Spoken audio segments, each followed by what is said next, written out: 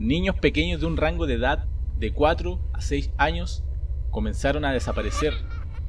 Hola y bienvenidos a Guachmoyo Español. Yo soy Jackie y hoy conoceremos otros 10 crímenes terribles cometidos en Chile. Yo no me creo lo que está pasando. Creo que va a decir esto fue una prueba, aquí está la guagua. Y yo quería ir a ver porque no sabía que estaba la fogata. Nunca más después escuché la guagua y yo estaba en shock. El profesor Nivaldo. ¿Alguien podría pensar en un caso más perturbador y a sangre fría que este? Joana y Nivaldo se conocieron cuando ella era su alumna y tenía 23 años. Cuando Nivaldo subió a preparar como el cine en la pieza, se llevó los sushi y yo me quedé preparando los tragos. Y ahí fue donde eché el polvillo de los clonazepam. Comenzaron una relación y al principio parecía que todo iba bien, pero según Joana las cosas no eran como parecían. Ella asegura que sufría de violencia doméstica, por lo que un día simplemente decidió deshacerse de su entonces pareja. Y como es mentira todo y cada uno lo que dijeron, no existe colaboración en aquellos, y lo que sí se establece es que ambos eran las únicas personas que estaban en Yacolén, eran las únicas dos personas que asesinaron a Nivaldo Villegas. El 10 de agosto del 2018, la mujer contactó a su cómplice Francisco Silva y juntos asesinaron y se deshicieron del cuerpo del profesor. No solamente, como dice y rescata el fallo, se contentaron con quitarle la vida a una persona. Actualmente ambos siguen pagando sus crímenes en prisión, pero la memoria de los chilenos permanece intacta ante un crimen tan terrible. El psicópata de Meix. Diego Alexander Ruiz Restrepo fue un inmigrante ilegal colombiano que vivió libremente en Chile desde el 2013 hasta su arresto en el 2020. El 1 de noviembre de 2020, Diego Ruiz Restrepo fue captado por las cámaras de la Unidad Operativa de Control de Tránsito. Camina por la Alameda buscando una víctima. Aunque se le pudieron comprobar 7 asesinatos entre marzo y noviembre de ese año, la fiscalía sospecha que pudo haber sido el autor de 20 en total, y la mayoría de sus víctimas fueron personas sin hogar. Aquí vemos cómo se centra en esta mujer que espera en un paradero. La observa unos segundos y desiste.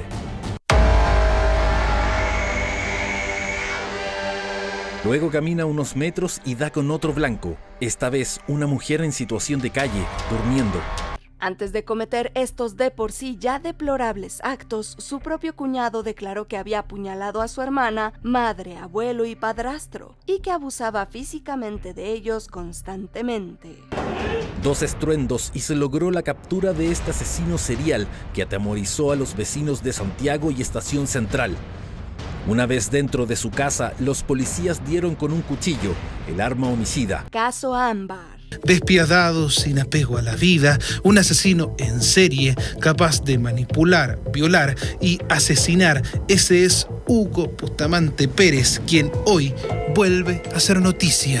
La periodista Ivonne Toro se reunió con el asesino serial Hugo Bustamante el 4 de agosto del 2023 y lo que escuchó la dejó atónita. Para la investigación de su libro La Niña Ámbar, en el que la también escritora trata sobre el caso de la adolescente chilena Ámbar Cornejo, pidió hablar con Bustamante, el hombre que le quitó la vida. Antes de este crimen, el asesino ya les había arrebatado la vida a su expareja Verónica Vázquez y a su hijo de 9 años. Mostrando como era de costumbre su poco apego a la vida, los ocultó en un tambor y los enterró en el jardín de su casa. Ahí nacería su apodo, el psicópata o asesino del tambor.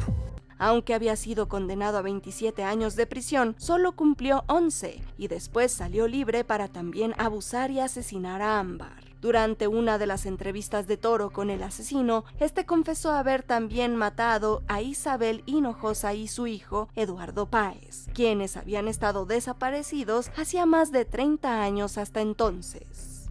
Le pregunto si él había matado antes. Y él no me da una respuesta concreta, él evade y me dice eso no sale en ninguna parte, no hay ningún proceso, pero lo deja abierto.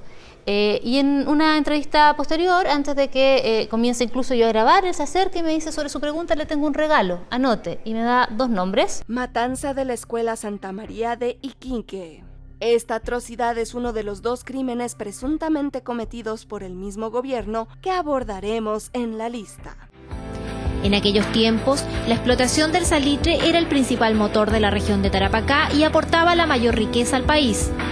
Iquique era el puerto a través del cual se exportaban toneladas del mineral a Europa y al resto del mundo desde mediados del siglo XIX. El 21 de diciembre de 1907, varias fuentes afirman que el ejército chileno emboscó a entre 2.200 y 3.600 personas de diversas nacionalidades que estaban en medio de una huelga. La baja en el tipo de cambio que encareció los productos y la imposibilidad de buscar mejores ofertas debido al pago con fichas que solo eran cambiadas en la propia oficina empeoró la situación de las familias pampinas. Las Fuerzas Armadas de Chile los habían convocado a la Escuela Domingo Santa María en el pueblo de Iquique con la promesa de darle solución a sus demandas. Sin embargo, aprovecharon la oportunidad de tener a todos los huelguistas en un solo lugar y los asesinaron a sangre fría. El general de brigada Roberto Silva Renard era el jefe militar de la zona y quien debía hacer cumplir la orden del presidente Montt: terminar con la huelga de inmediato y trasladar a los obreros a La Pampa utilizando todos los medios necesarios. Los crímenes de alto hospicio. Estos crímenes fueron cometidos por Julio Pérez Silva, quien les quitó la vida a 14 mujeres jóvenes entre 1998 y el 2001, casi todas menores de edad. Sus despiadados actos comenzaban a bordo de un taxi pirata en los desérticos caminos de alto hospicio. La mayoría de sus víctimas eran escolares.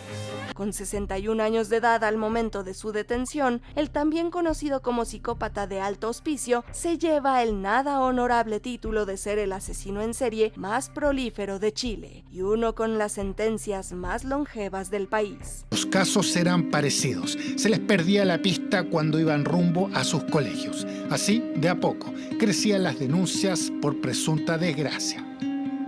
En el sector de alto hospicio cerca de Iquique están tocando todas las puertas.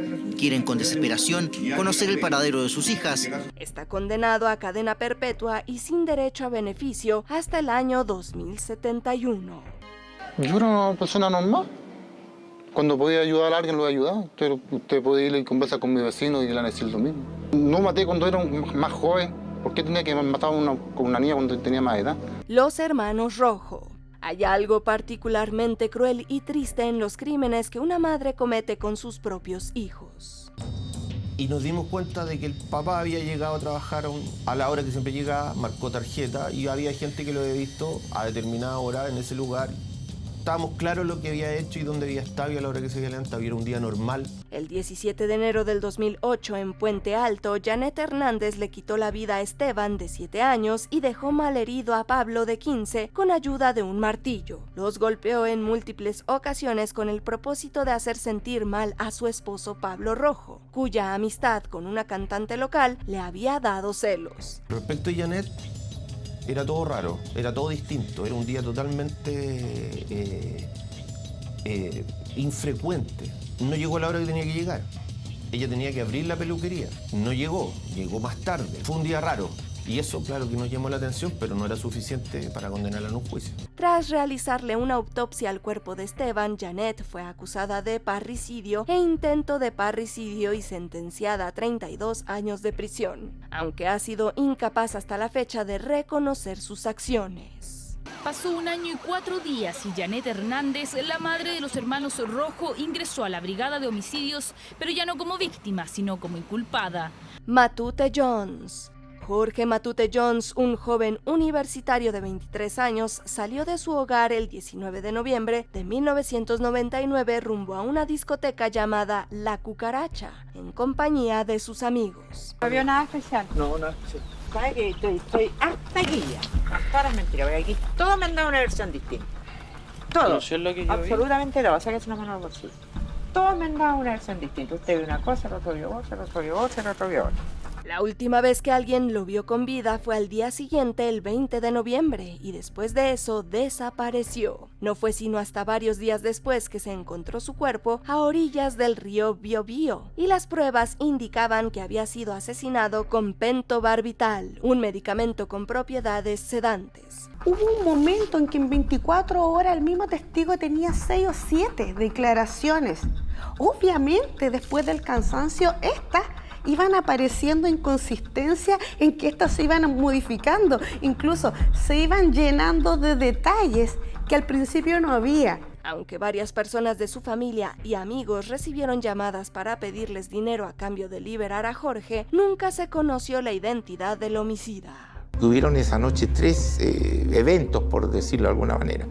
Un desfile de modas, una fiesta tecno y el resto y la fiesta que era el común de la discoteca. Caso Hager. Mamá. ¿Aló, papá? ¿Estás con la mamá? Parece que alguien entró a la casa porque están todas sus cosas tiradas y no...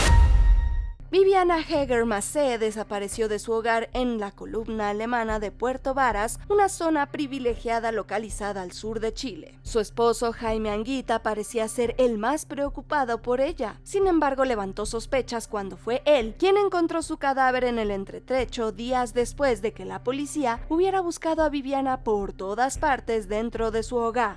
¿Tú sabes cuántas veces la llamó ese mismo día? 0. ¿Ya saben algo de mi hermana? Tras varias autopsias se pudo comprobar que su muerte había sido ocasionada por terceros, y finalmente un carpintero confesó haber sido el autor material del crimen bajo las órdenes de Anguita, quien fue liberado debido a la falta de pruebas. Su confesión impactó a la comunidad. La condena fue por robo con homicidio. Lo puse de esta forma y vacié la bolsa. Y la bolsa siempre teniéndola. Y le coloqué la bolsa dentro de la bolsa. La Quintrala. Se sabe que nació hacia el año 1600 y que sus padres fueron Gonzalo de los Ríos y Catalina Lisperger Flores, ambos miembros de la nobleza. Era una joven de extraordinaria belleza.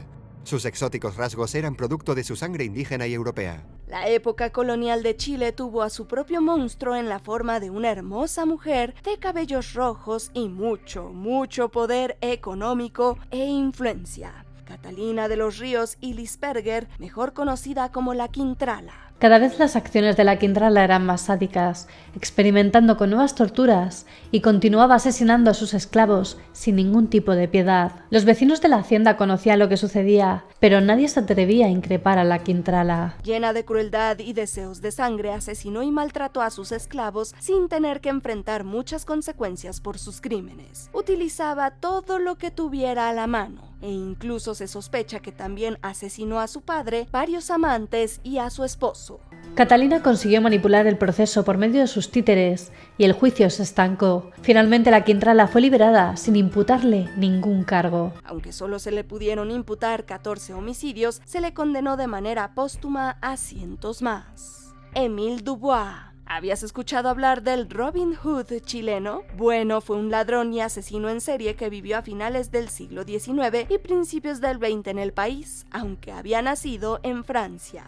Tal como esperaba, el ilustre comerciante aparece por calle Blanco y entra en su almacén. Dubois lo sigue y sin esperar un segundo le da una primera puñalada por la espalda. Luego le clava otra, certera y mortal, en medio del pecho. Era reconocido e incluso querido por la comunidad por sus finos modales y distinción. Sin embargo, había llegado a Latinoamérica escapando de diversos problemas con la justicia de otros países. Al revisar la caja fuerte, Dubois no encontró más que un montón de papeles y unas pocas monedas. El error garrafal fue que todo lo recaudado del día no se lo llevaba a Tilman.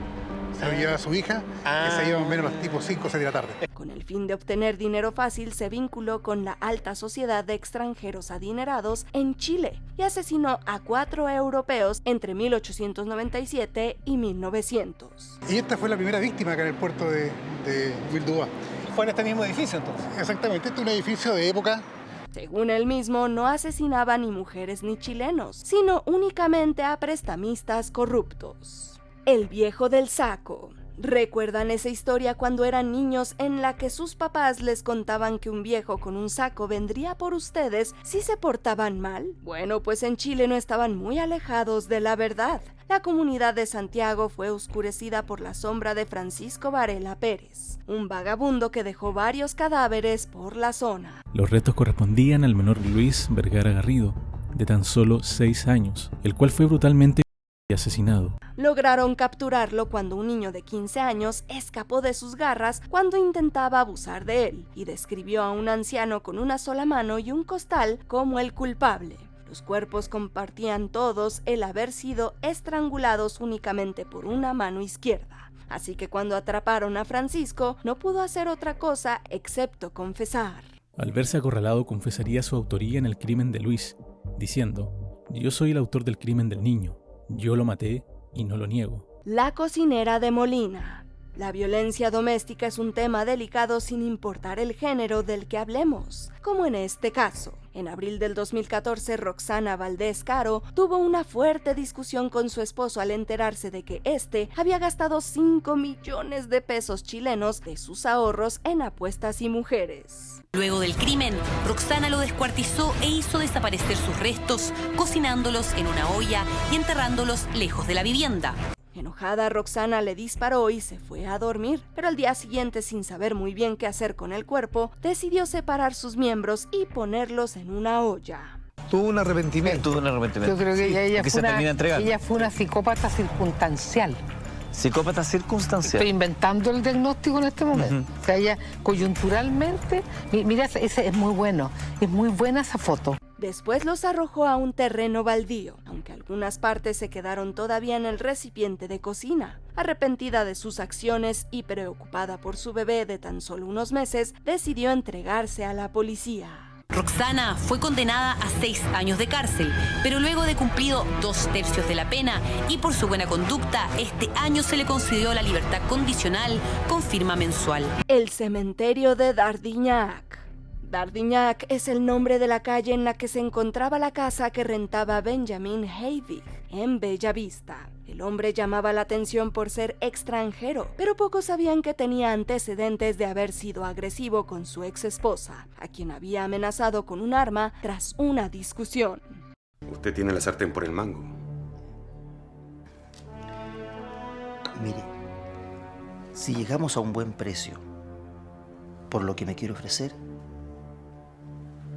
podríamos olvidarnos de muchas cosas. Cuando su arrendadora salió de la ciudad, le robó algunos objetos que después le ofreció al anticuario Leónidas Valencia Chacana, quien ya se había negado a pagarle algunos productos anteriormente. ¿Alguien más sabe sobre esto? Nadie. Yo trabajo solo. Vine don Roberto para demostrarle la confianza que le tengo. Traje todos los recibos que usted firmó. Aprovechando que el mercader estaba distraído, le disparó por la espalda y luego también se deshizo de su mozo, quien había presenciado todo. Aún peor, él mismo llamó a la policía y dijo que había encontrado los restos de un cementerio antiguo, cuando en realidad eran los cuerpos de sus 2 víctimas. Desde ahora, y tal como lo suponía Heavy, estos obreros debían encontrarse con cada una de las piezas antiguas que puso en la tumba. Él estaba preparado para reaccionar con sorpresa. Difícil de creer. El enano maldito. Hace 46 años, una hermosa joven caminaba con sus tacones por la calle Londres rumbo al Hotel Princesa. Ahí se encontraría con un conocido que la acompañaría durante toda la noche. El 24 de enero de 1968, la prostituta Marta Irenia Matamala fue encontrada en una habitación del Hotel Princesa y, según testigos, la última vez que se le vio fue al lado de un hombre de baja estatura. Después de muchos esfuerzos por parte de la policía y a punto de que el caso prescribiera, finalmente encontraron al culpable. Su nombre era José González Agüero. El caso no solo fue trascendente por el macabro asesinato, sino porque acaparó los titulares de los periódicos de la época durante los 10 años del misterio. ¿Quién era el asesino? Era la pregunta que la Crónica Roja buscaba responder. La prensa lo bautizó el enano maldito e incluso se convirtió en un personaje de cómics para hacer críticas sociales.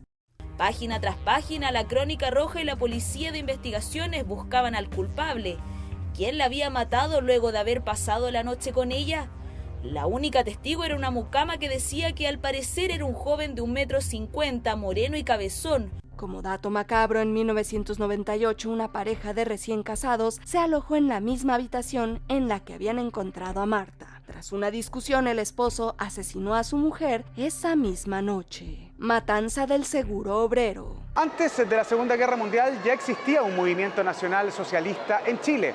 Lo componían académicos, obreros y profesionales, los que organizaron un golpe de Estado para derrocar el gobierno de Arturo Alessandri Palma. Tras una serie de importantes cambios políticos en Chile, las protestas no se hicieron esperar. Los estudiantes pertenecientes al movimiento socialista chileno se encontraban en el edificio de la Caja de Seguro Obrero frente al Palacio de la Moneda, cuando fueron injustamente masacrados por la policía y los militares. Un grupo de jóvenes nacionalsocialistas que alzaban la bandera nazi organizaron un golpe de Estado. Un caso que marcó un hito histórico porque por primera vez civiles fueron procesados por traición a la patria e intento de golpe de Estado. La peor parte de esta historia es que ellos ya se habían rendido, pero aún así decidieron asesinarlos. Apuntados por militares, caminaron con los brazos en altos por Morandé hasta la Caja del Seguro Obrero, donde también fueron acribillados. Este horrible crimen dejó como saldo fatal un total de 59 jóvenes nacionalistas. Psicópatas de Viña del Mar. Los carabineros Jorge Sagredo Pizarro y Carlos Top Collins cometieron un total de 10 asesinatos y 4 abusos entre el 5 de agosto de 1980 y el 1 de noviembre de 1981, en la famosa ciudad de Viña del Mar. El taxista Morales murió instantáneamente y su cuerpo fue arrojado a orillas del camino. Buscando a alguna pareja, los carabineros se dirigieron hacia el sector de Los Ositos. La policía logró dar con ellos después de haber inculpado al entonces director del Banco Nacional gracias al extraño comportamiento que había tenido Sagredo en los últimos días. Levantó sospechas en su trabajo y finalmente tanto él como su compañero de crímenes confesaron. La pareja de pololos estaba debajo del puente conversando, pololeando, y Sagredo aparentemente entra por este sector a observar. Fueron condenados a muerte y la suya fue la última sentencia de ese estilo que se realizó en el país. Conocidos como los psicópatas de Viña, ambos fueron condenados a muerte por una serie de crímenes en serie que aterrorizaron a esa ciudad durante 2 años. Fueron fusilados el 29 de enero de 1985. Sacrificio humano. El 22 de mayo de 1960 sucedió el sismo más potente registrado instrumentalmente en la historia de la humanidad, 9.5 en la escala de Richter. Pero lo peor estaba aún por venir. Era tan fuerte que el movimiento que yo nunca me imaginé que habría sido tanto. Había un edificio de cemento de 3 pisos. Yo decía, cualquier ratito se va a caer. Como consecuencia de este evento, entre el 22 de mayo más tarde y el 6 de junio, se registraron importantes maremotos y réplicas que preocuparon gravemente a una comunidad indígena en la localidad de Collieufú. Todo el desastre que dejó ese terremoto opacó lo que ese mismo día ocurrió en este lugar, el Cerro La Mesa de Puerto Saavedra. Aquí se produjo probablemente el único sacrificio humano documentado en la historia moderna del pueblo mapuche. Guiados por su instinto, decidieron arrojar al mar a José Luis Paynecur desde un acantilado, convencidos de que el sacrificio calmaría la ira de la naturaleza. Pocos medios escritos de la época publicaron este impactante caso. Revista Vea fue uno de ellos. Incluso fotografiaron la detención de la machi que ordenó el sacrificio humano, Luisa María Namuncura. Su cuerpo nunca fue encontrado y tras varios años de investigación, la comunidad decidió absolver a los implicados, considerando su contexto y bagaje indígena.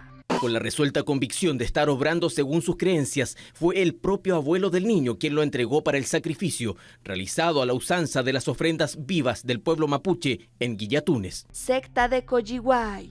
Ramón Gustavo Castillo Gaete era líder de una secta en la que sus integrantes consumían ayahuasca y sacrificaban animales con propósitos inexactos. Son parte de quienes integraban la secta de Coyihuay, un grupo de supuesta autosanación, detenidos por la PDI, acusados de sacrificio humano, de terminar con la vida de un lactante de 2 días. Estaba fielmente convencido de ser la reencarnación de Dios y mantenía relaciones con todas las mujeres del grupo, quienes, engañadas, creían que estaban haciendo lo correcto. Naturalmente, después de este tipo de interacciones, una de ellas quedó embarazada, a lo que Castillo Gaete no reaccionó nada bien. El embarazo se llevó a término y después de 2 días de que la madre y el bebé estuvieran en el hospital, este temible hombre fue por ellos y los llevó de regreso con su secta. Natalia Guerra Hecker mantenía en su vientre el que creía era el anticristo. Convencido de ello, esperaron que naciera, se mantuvo en una casa en los Andes. Convenció a los miembros de que el niño era el anticristo y frente a todos se deshizo de él de una manera sumamente cruel. Y lo lanzaron vivo a la fosa que ardía por completo.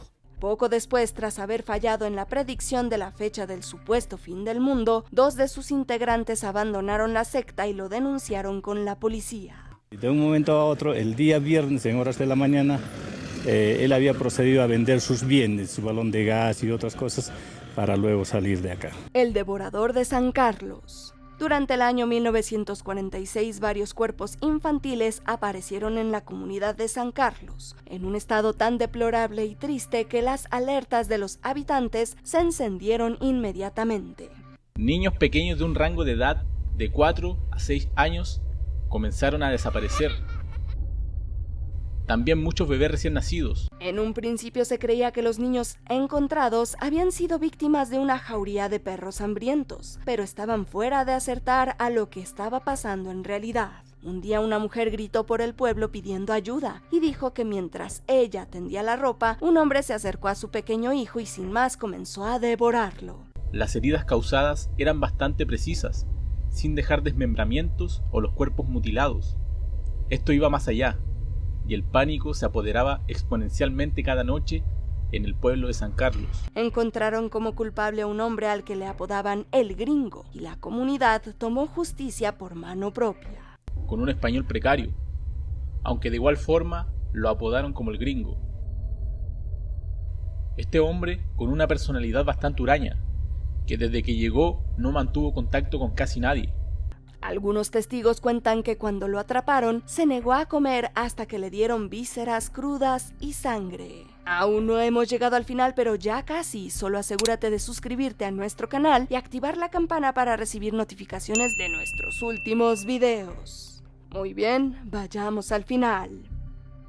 Hans Pozo.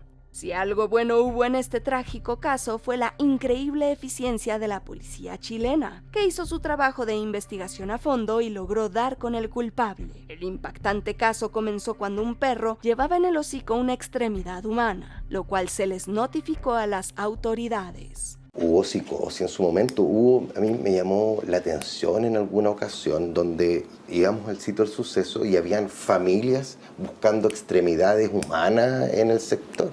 Poco a poco fueron apareciendo las demás partes del cuerpo de Hans Pozo, a quien pudieron reconocer gracias al único tatuaje que su atacante había olvidado eliminar como evidencia. Uno, un joven casi indigente, conocido por su adicción a las drogas. El otro, un funcionario municipal de conducta irreprochable, sostén de una familia que había salido adelante gracias a su esfuerzo y trabajo. Tras las arduas investigaciones, el cuerpo policíaco dio con el culpable de tan atroz crimen, Iván Martínez, dueño de una heladería y funcionario público, quien se quitó la vida cuando se vio sin escapatoria. Que Hans Pozo recibió 2 disparos en la nuca, que serían de calibre 38. Precisamente una de las 2 armas que tenía Martínez inscriptas era calibre 38. En su carta de despedida contó una versión diferente a la que la policía había confirmado, lo que significa que mintió e intentó librarse de su responsabilidad hasta el final de sus días. ¿Cuáles de estos crímenes ya conocías? Cuéntanos en los comentarios y no te pierdas estos otros videos originales de WatchMojo Español.